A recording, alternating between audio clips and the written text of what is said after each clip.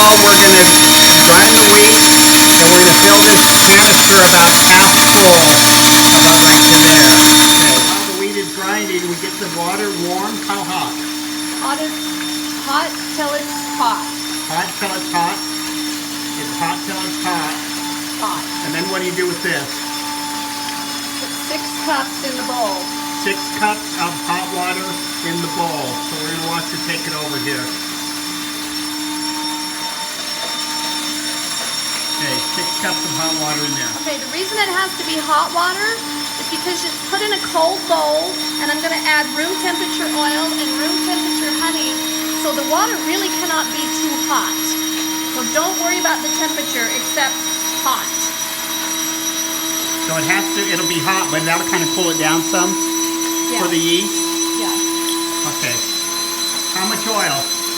2/3 of a cup. Joey, can you go put another cup of wheat in there? 2/3 of a cup of oil. Okay, did you want it turned off or did you want him adding more wheat? Just leave it, Joe. That's enough. It's enough. That's enough? Okay, how much syrup, how much honey? 2/3 of a cup. And the miracle is if you measure your oil first, the honey just comes out of your cup. So always measure your oil first, because then it's really easy, because the honey just rolls right out. Very cool. Do your honey first, it sticks. Okay, 6 cups of hot water, 2/3 of a cup of oil, then 2/3 of a cup of honey, and then we over here, put the Bosch on. put the beater whisk blades on. These kind of whisk blades. And just whisk it up good. Whisk it up good. Here's the yeast out of the freezer. How much yeast do you do? 2 tablespoons. 2 tablespoons of yeast. Are they So are look at level? the bowl. Are they level tablespoons? Yeah, look at the bowl. Level tablespoons. I stop it, and when it's still in a whirlpool mold, I drizzle it in there so it doesn't clump together. Oh, cool. And then I turn it on again. Do the same thing. When it's still in whirlpool mode, see how it spreads out and doesn't clump. Oh.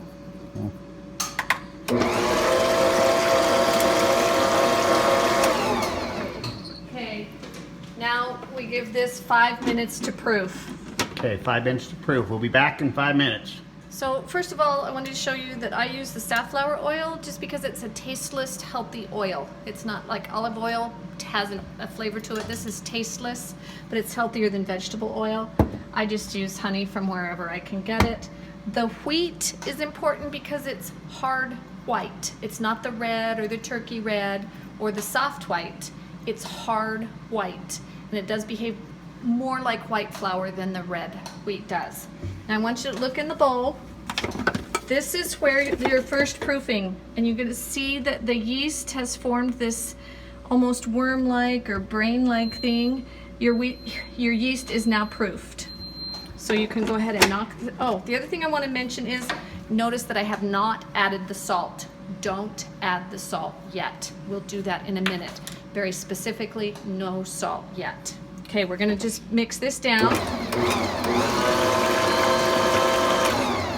Then I'm gonna just start adding wheat flour, 1 cup at a time. 1. Joey, turn that thing off. 2. Both of those things off. 3. I'm just gonna carefully mix it in. And we still have on the whisk blades, not the kneader blades. 4. 5.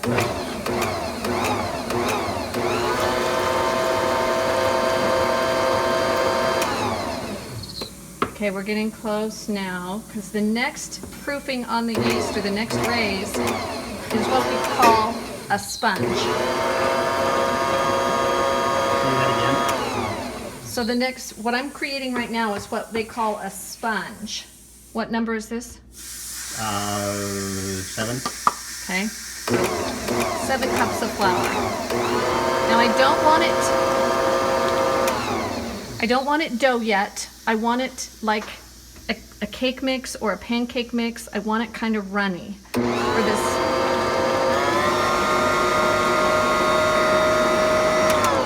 So when you look in the bowl, you want to see the pattern of the whisk blades, but I don't want them to stick. I don't want the whisk blade patterns to stay. It went flat again. So watch. See, you could see the patterns, but then it goes flat. So that's our sponge stage. So that was like 6 or 7 cups, but you want the pattern of the whisk. Right. So that's a very visual cue. Now we're gonna go ahead and put this and let it raise again, and it's anywhere from 15 to 20 minutes at this point, depending on how hot your kitchen is and how much humidity there is. So 15 to 20 minutes, and I'll show you when it's risen enough. When it's high enough? Okay. Wow, is that gonna mess it up? Okay, this has been exactly 15 minutes on my timer. And see how it's up almost to the rim of that? That's perfect. And you can kind of see this is perfect. This is really good flour consistency. So I'm going to beat it down again.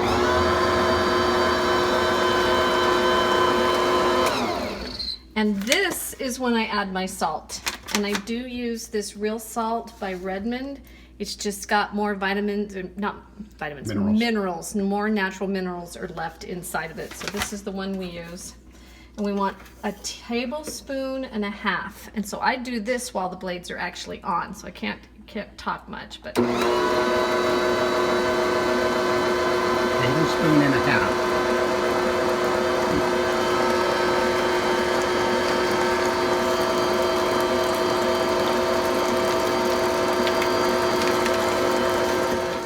Okay, our video, we ran out of storage, so we started over.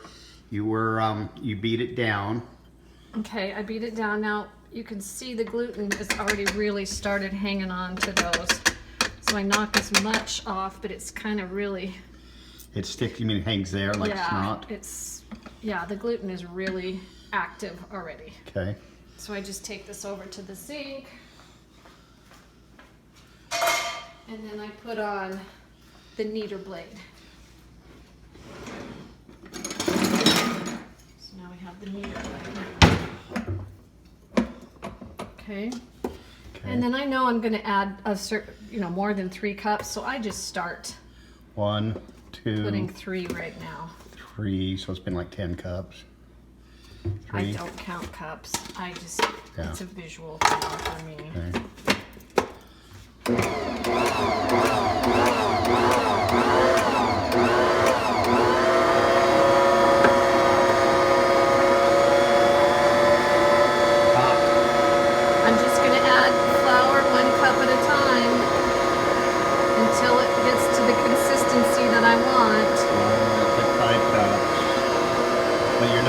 Consistency. It's not I don't count my cups because it just depends on what it looks like.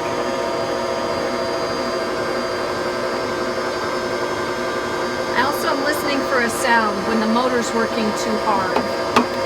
So it's visual and auditory. And to me it sounds like the motor's working really hard, so I'm going to boost it up to a 2.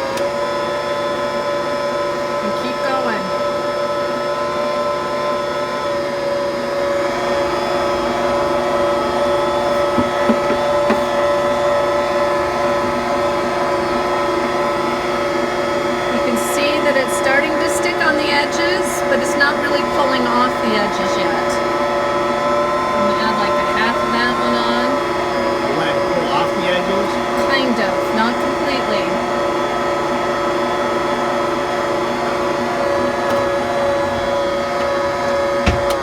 So I usually take just a second to take all this really floury part off the edge to get it all mixed down in there.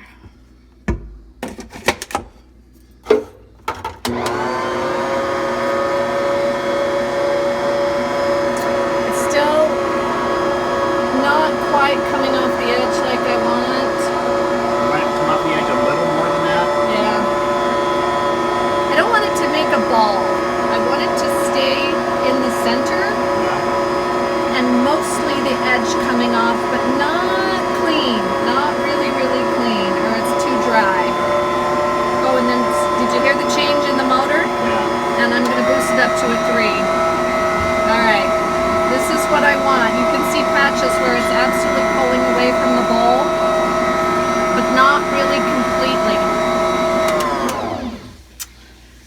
to show you.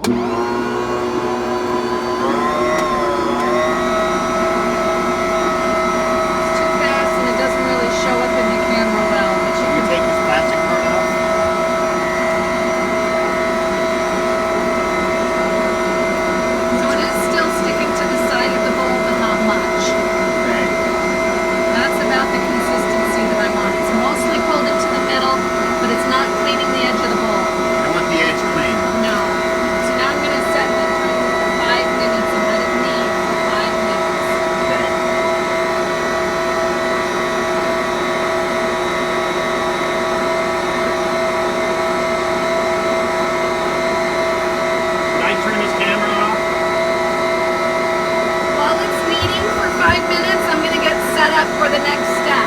Okay, so you're timing it? Yes. 5 minutes. Okay. My final rise is going to be in this very large bowl.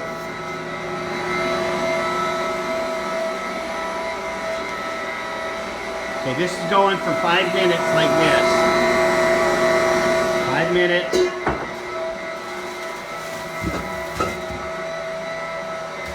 Okay, you're gonna have to clean off your counter when you're making bread. So, I never add more flour. I always just use oil. So I don't flour my bowl, but I do put oil in the bowl. Just a little puddle in the bottom. Take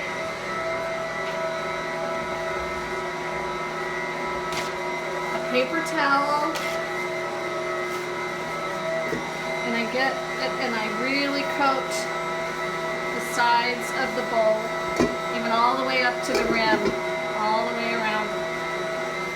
And this is where I'm going to turn my flour out for the third rise. The third rise? Yeah. I'm also going to use the same paper towel to just, these are non-stick, but I find that they're not really completely non-stick. So I just put a thin. What size are these pans? Oh, I don't remember. Like 9 inch? 4 by 8. 4 by 8? 4 by 9, something like this. I get exactly 4 loaves this size out of this batch of bread.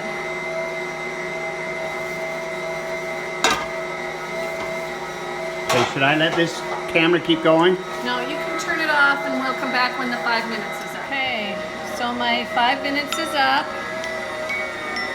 And I do pretty much exactly 5 minutes.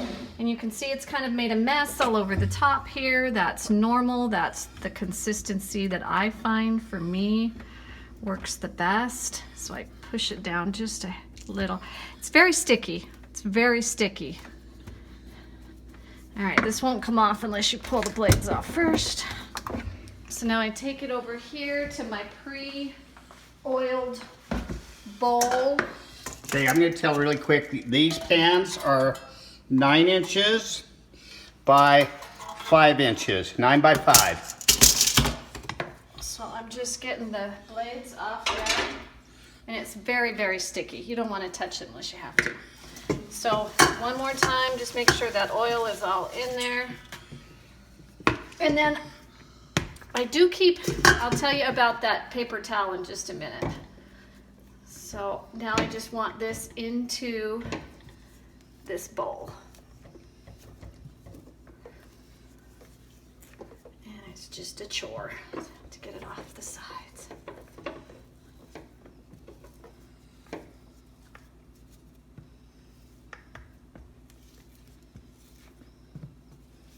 The reason we're doing this is that my wife makes pretty good bread and people ask how, and it's a visual thing. So we're hopefully letting people see, because there's no way to just, it's just not an exact math. Depends on the warmth of the house and the humidity, and but it's got to look like how it stuck to the bowl was probably the biggest thing, I think, right? Mm-hmm. On that last round before you did your 5 minutes. Yep. And I never try to get this really, really clean. Okay. But I get most of it off. Okay. So now the last step here is to get this covered.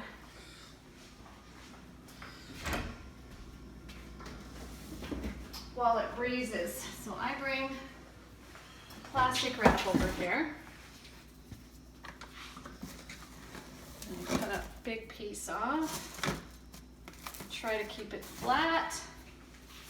That's why I saved this oil-coated paper towel. Is I just cover my saran wrap with oil, and then I lift it up and stick it over the top of the bowl. Now this is not going to be ready. A little vent right here is okay. It's not exactly sealed in there, and I'm fine with that because it wants to breathe anyway. But I try to get it mostly covered. About like that. There we go. Okay. Now I'm not going to put this in the bread pans until this pushes up on the plastic, until it bows up. And how long will that take? That'll take probably 30 to 40 minutes. I usually set my alarm clock for 30, and sometimes I have to add 5 or 10 minutes. Okay, so you're looking for the bow. Okay, we'll be back in 30 minutes. Say goodbye. Bye. Okay. Okay, the dough is risen now. It's got the full rise on it. If you want to show how much higher above the bowl that is. Looks really just like what I wanted. It took 40 minutes. Took 40 minutes, and I'm now going to touch the dough extensively.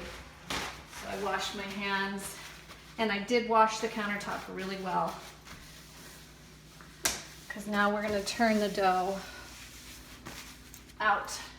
I said once before that I never add more flour. Once I get the right amount of flour in, I don't add more flour. So I turn my dough out on oil. So again, a little puddle of oil, and I actually use my hands to spread it out because then my hands are oily. So I spread it out about as much as I want. See how easy that cellophane comes off? Because I put a little oil on it. So now I'm just gonna get it out of the bowl, onto this oil. Get that little bit that's left in there. And then I just hand knead it down just enough to get most of the air out of it. But it's definitely got all the kneading it needs. So then see how pretty that is? And I try to make it about the same depth. About the same what? Width. Okay. So that when I cut it, it's never perfect, but this is what I try, is to make it. Okay, and you sharpen the knife. I sharpened the knife, then I cut it visually in half. And like I said, it's never perfect. I always have one loaf that's bigger than the others. Cut this in half.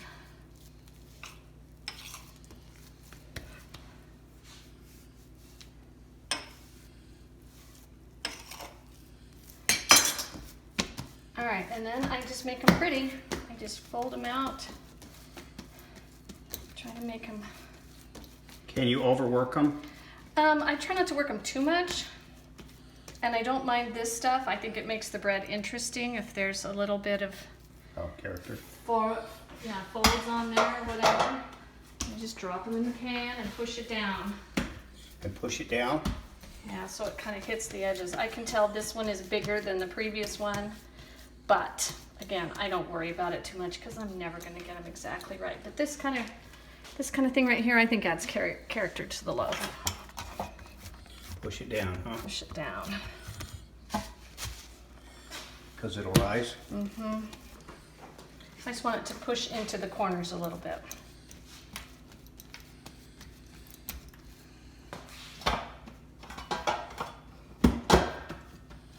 Like Okay, I'm going to cut it off here. Or you want to Okay. say anything more? Nope. When do you do the oven? Well, after it's risen in the pans. Well, we could do that first. Don't turn it off. Okay. So once I get it in the pans, so this one's too big and this one's too small. that much too big. Yeah.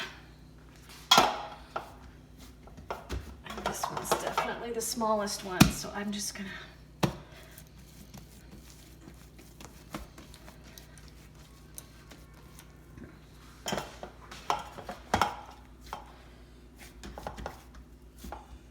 Okay, then I always take them over here right on top of the oven. Because once they have risen to the nice, you don't want to bump them as you're taking them in and out of the oven because I have had them fall. So right now they're easy to handle, but in a little while, They're delicate. you don't want to bump them because the center will fall. Okay, so how long are we going to wait for rising? We're going to wait about 20 minutes. 20 minutes and we'll be back. Yep. Okay, bye. So the bread in the bread pans is about where I want it to be when I turn on the oven. It's not risen very much above the level of the pan, but a little bit. It's about close to doubled in size, but not quite. So I want it to do a little more, but it takes a full 10 minutes to warm up the oven. So I'm gonna go ahead and warm the oven up to 350, and this will have 10 more minutes of room time, and then we'll put it in the oven. Okay, my oven just binged. It's about that 7 minutes. It's preheated. It was about 5, 7, 8 minutes. I'm not really sure, but it binged, and I'm happy with how much rise there is in my loaf pans because it's going to continue to rise a little bit in the oven. Okay, now I am pretty gentle when I move them into the oven. I try not to bang them around a lot, and I put them in a zigzag so that they have air around them all the way around them.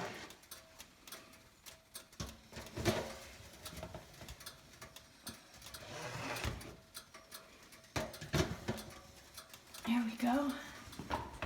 And I cook them for exactly 35 minutes.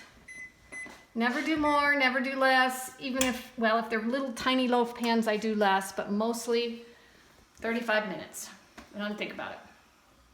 Now. Okay, it's been 35 minutes, so I'm gonna just turn off my oven and get my bread out. Clogs up my glasses pretty bad. It's a nice looking loaf of bread.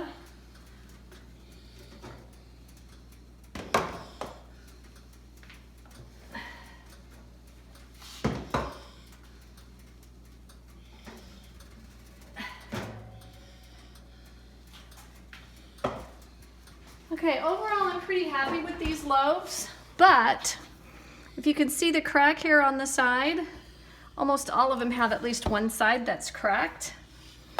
See that? That means I got my dough a little too dry. I put a little bit too much flour in it. If you put too little flour in it, if it's too moist, then you'll get a loaf that sinks in the middle. So this is going to be great bread. I will not throw this away, and I'm happy to give it away, but that's what that little crack on the side means, is that it's just not quite as moist as would be perfect. How about the joint there? It's just... That was one of the cracks. I think that's kind of cool. That doesn't bother me. This whole crack along the side means that I made a little minor error. Okay, I'm gonna give these about 3 to 5 minutes in the pan, and then I'm gonna turn them out on When do you butter them? Cooling racks. Once they're on the cooling racks. Okay, so they're a little too hot right now. 3 to 5 minutes. 3 to 5 minutes. Here you go. Okay, it's been about 3 to 5 minutes. I don't know exactly, but I'm gonna go ahead and just turn them out on the cooling racks now. Come right out.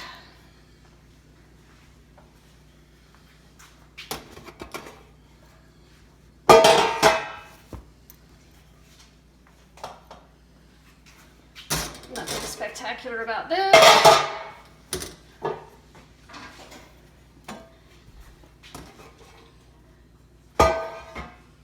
Once I have them out like this, I do butter the tops, and I just get a pretty standard little pastry brush and some real butter and just butter the top. It just tastes good and makes them a little softer, and the crust is yummy on top. And so once I'm done buttering them, I simply leave them out in the air for about an hour to an hour and a half. So that if you put them in the bags too soon, then they sweat the bags, and then your bread gets really moist, and then it molds faster. So you gotta let them sit out in the air until they're pretty much cooled off from the oven. You don't want them to sweat in a plastic bag. So Once I get the butter on, then I just leave them be for an hour and a half. And then I'll put them in bags and we'll be done. So we'll be back in an hour. Hour and a half? Hour and a half. Okay, bye. Okay, the bread is officially done. It's room temperature, cool, but we don't want it to get hard and crusty, so we're gonna go ahead and put it in bags. How long has it sat there? Sat there for about an hour and a half. And it's 10 o'clock at night at this point. So I'm just gonna put it in bags and cut it tomorrow, and I'm done. These bags I just bought at Smart & Final. They have all kinds of sizes of bags. And I'm done making bread. Okay, why aren't you putting twist ties on it? I'm gonna pull it under. If they're still warm, you don't want to close the bag because you don't want them to sweat inside the bag. But if they're completely dry, turn them over, and then after I slice them tomorrow, then I'll go ahead and put twist ties on them after I slice them. Okay. And that's it.